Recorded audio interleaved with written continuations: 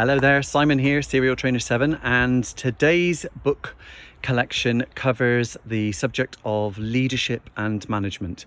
And what I've done here up on the steps of leadership and management is to separate the books out into specific areas of management and have a look at the authors I think are the most useful in their content, but also have had the biggest impact on me as a manager and the way that I manage. So if we have a look at this bottom step here, this step focuses on management itself. And we often say that management is more about process, and then sometimes your leadership is more about people. So when we have a look at management and management process, probably the most famous book that's ever been written on management is Ken Blanchard's 1 Minute Manager. You can't go wrong by getting any one of these books that's in the series, but this one is probably one of the most profound, focusing on 1 minute goal setting, 1 minute reprimand. If we have a look at understanding the types of people that go to make up your team, then we've also got Belbin and the team roles like the completer, finisher, the shaper, monitor, evaluator, all of those. So there's some really good stuff in those too. Then we've got Why Teams Break Down and Management Process Around That by Patrick Lencioni. And of course, The Art of War for Strategy by Sun Tzu. This is an updated version. There's a management toolbox that I like, which has lots of different models and tools that you find a lot in training courses, but you're quite useful and obviously very applicable to day-to-day management. Learning from people's experience is a great way to understand how to manage. Cameron Morrissey's book, The Manager's Diary, does just that. There are a number of books in the series. I like this one the best. It's the first one. And then I couldn't not do anything on management without mentioning sales management. So Mike Weinberg's book, Sales Management Simplified, is truly excellent. And The Street Savvy Sales Leader by Mark Welch is a brilliant companion, and they work very, very well together.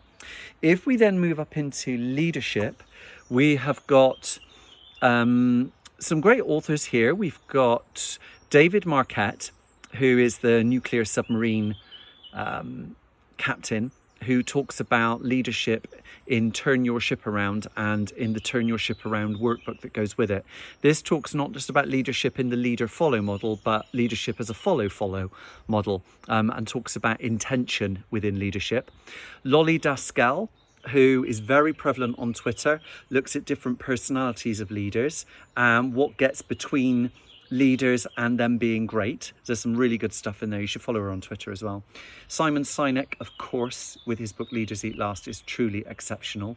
And then we've got a couple of other ones which have got some really great stuff around leading from the heart, the personal side of leadership, and servant leadership. I think Matt Tenney's book on servant leadership is very, very good. He also did a book on mindfulness as well called The Mindfulness Edge, which I think is one of my best books on the subject. So there's some great stuff in there too. Leadership 2.0 is like a test, a self-test, defining leadership and having a look at how you manage in 2020. There's some great stuff and content within that little book. There's a couple of them that are in that series. There's one called Skills Finder as well, which is terrific. Then we move up into culture. Simon Sinek's book called Find Your Why is very famous. And then there's a workbook that goes with it. And I think when we look at culture and why culture exists, the why, the how, the what, all of that, there's some brilliant stuff in there as a starting point. Patty McCord, some of you might have seen her on YouTube with her 8 lessons in management. Some really terrific stuff there. She was the HR director of Netflix. She brings a completely different spin on how to manage people, including her views on the annual performance review, which she hates, and rightly so. She does it. She's got some great stuff to say. The Culture Engine is about results-driven cultures, and there's some great stuff in there, and I like it very much. It's got a foreword by Ken Blanchard, so there's some really good stuff around culture there. And then what we've got is around coaching and creating great habits. So we've got The 7 Habits of Highly Effective People by Stephen Covey. The 7, of course, is the 7 in my business, Serial Trainer 7, which is always sharpen the axe. I've lived and died by this book. I really have. It's a truly exceptional book.